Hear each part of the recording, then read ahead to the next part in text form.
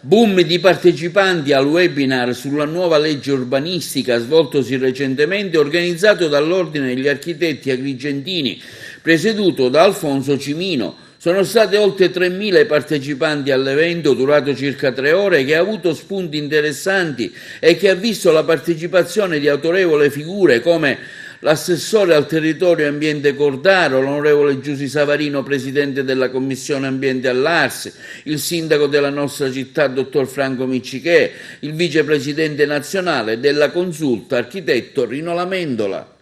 È stato un evento molto importante, frutto di una grandissima collaborazione che questo ordine professionale in questi anni ha avuto con le istituzioni regionali, ma anche provinciali, ma soprattutto con questo webinar, grazie all'intervento del Presidente della Quarta Commissione Ambiente, l'onorevole Savarino, abbiamo potuto comprendere quali sono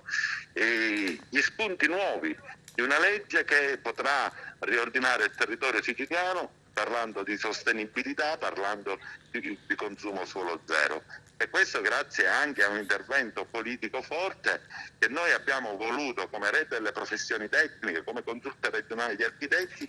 e dato il nostro contributo con la regione siciliana. Un governo regionale che, a differenza di quello che succedeva in passato, ascolta tantissimo le libere professioni. L'evento che ha visto la partecipazione dell'assessore regionale al territorio e ambiente, onorevole Cordaro, del direttore regionale dell'urbanistica, dell'architetto Belingheri e il professore Trombino della facoltà di architettura di Palermo, ha